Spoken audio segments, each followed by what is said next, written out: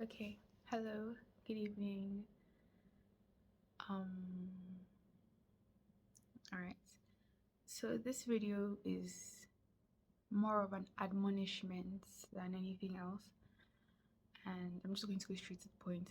So for some time now, I have been thinking about the situation of Christians in northern Nigeria, and this video is I'm making it in particular for Christians in Nigeria, but then it is not specific, like the situation is not specific to Christians in Nigeria, but then I'm making this particular video for Christians in Nigeria, but then you can still apply it to like different situations worldwide. So basically, I don't think it's news that Christians in northern Nigeria get persecuted quite a lot. And even though there has been like discourse about it in the church and in media and everything, I don't feel like we speak about it enough. So some time ago, I think that was in maybe beginning of March, ending of February, I was reading Acts and a lot of things stood out to me in Acts.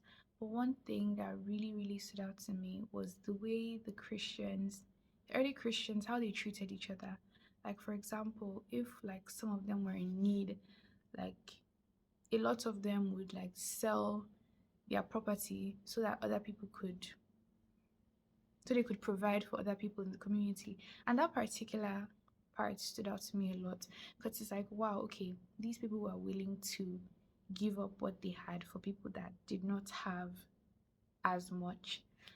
And it was just really profound to me because I was like, oh, it's not like the people that were being referred to were like super mega rich Christians or anything.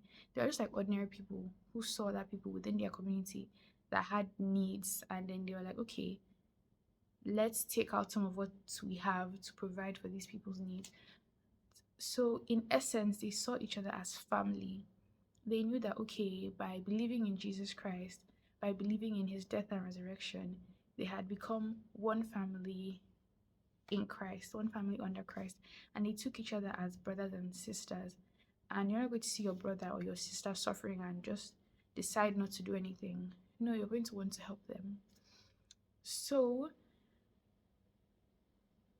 it was like from that angle, with that mind, like with that mindset, I was now comparing like the early Christians, the early church to kind of like what our church looks like nowadays.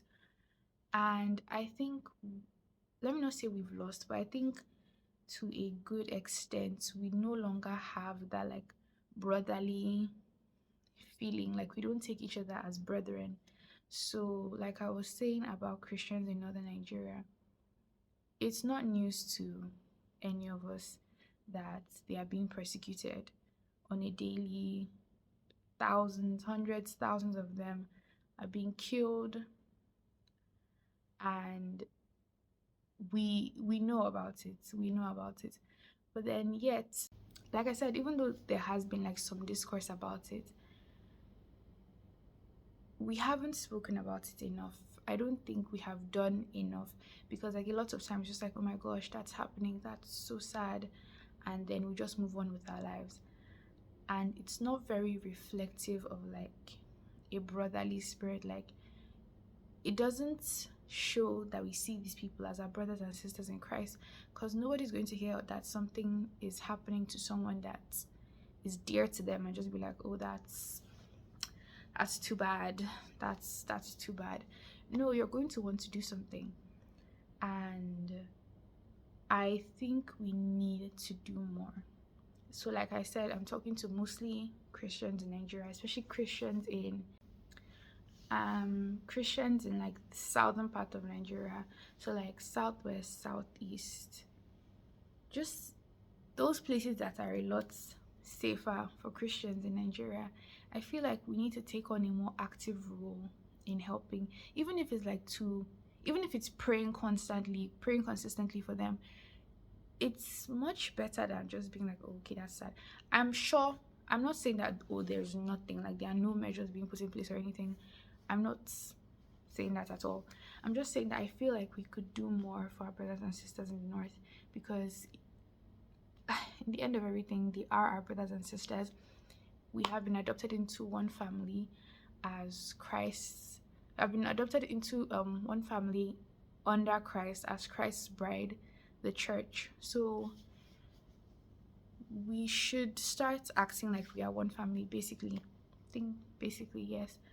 So I don't I'm not sure if we realize that like we are very privileged in the southern parts of Nigeria, because it's like we get to we have the what will I say? We have the luxury of praying for some particular things, and it's like, okay, God, I want a new job. God, I want a new car. God, I want a visa to wherever. And I'm not saying that those things are not important. They're important. They are very important. They're important to you. They're important to God. God is not looking down at them that, oh, these are lesser prayer points or anything.